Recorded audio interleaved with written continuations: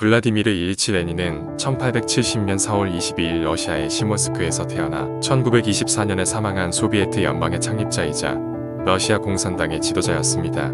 그의 본명은 울리아노프로 그의 생애는 러시아와 세계 역사에 큰 영향을 미쳤습니다. 레닌의 어린 시절은 비교적 안정적이었습니다. 그의 아버지는 교육 관련 공무원이었고 그로 인해 레닌은 좋은 교육을 받을 수 있었습니다.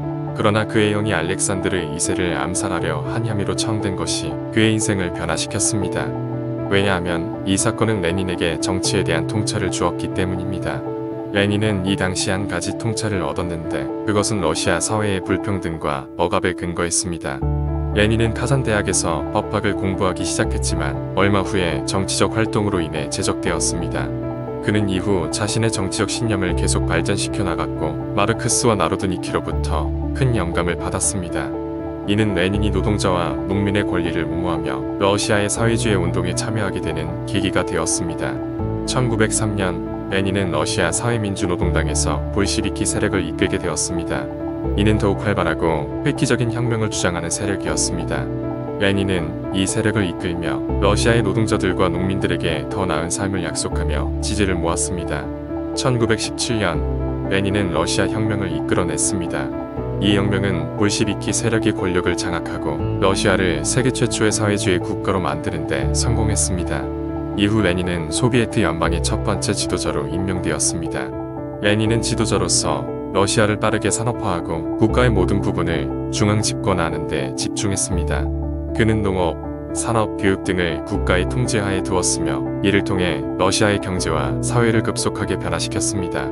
그러나 이런 정책들은 또한 많은 논란을 일으켰습니다. 레닌의 정책은 많은 사람들에게 억압적으로 느껴졌고 그의 통치 기간 동안 많은 사람들이 죽거나 강제로 이동되었습니다. 시간은 흘렀고 레닌에게도 말년이 다가오기 시작했습니다. 레닌은 1922년에 중풍을 앓기 시작했고 그의 건강은 급속히 악화되었습니다. 그는 1924년에 사망했으며 그의 죽음 이후 소비에트 연방은 그의 후임인 이오시프 비사리오노비치 스탈린에 의해 이끌어졌습니다. 레닌의 생애와 그의 업적은 오늘날 세계에서 여전히 많은 논란을 일으키고 있습니다. 그는 러시아의 사회주의 혁명을 이끌어내고 세계 최초의 사회주의 국가를 창립한 인물로서 그의 업적은 많은 사람들에게 영감을 주었습니다.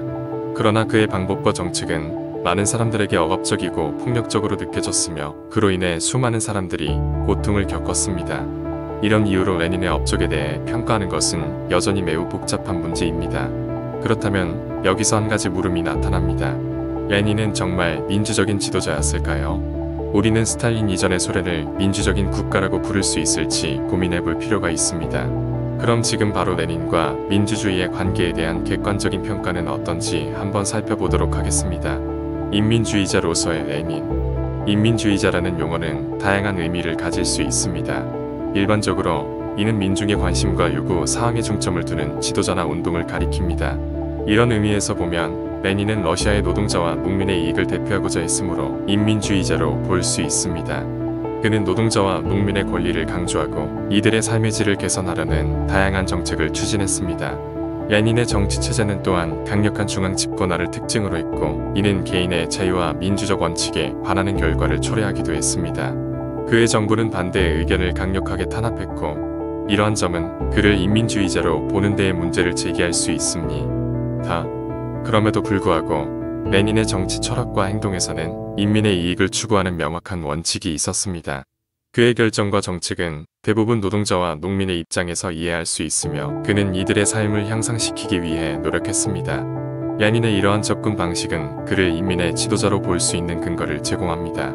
그러나 레닌의 정치체제가 민주적이지 않았던 점은 그를 인민주의자로 볼 때 중요한 고려사항입니다.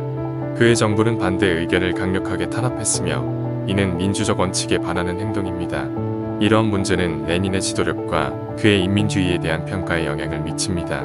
이렇듯 레닌에 대한 평가는 그를 어떤 시각에서 바라보느냐에 따라서 천차만별로 달라집니다. 여러분은 레닌에 대해서 어떻게 생각하시나요? 레닌은 정말 인민을 위한 지도자였을까요? 인문학적 사유의 발전을 위해 여러분의 생각을 댓글로 나눠주세요. 오늘의 영상은 여기까지입니다. 다음에 더 좋은 영상으로 찾아뵙도록 하겠습니다.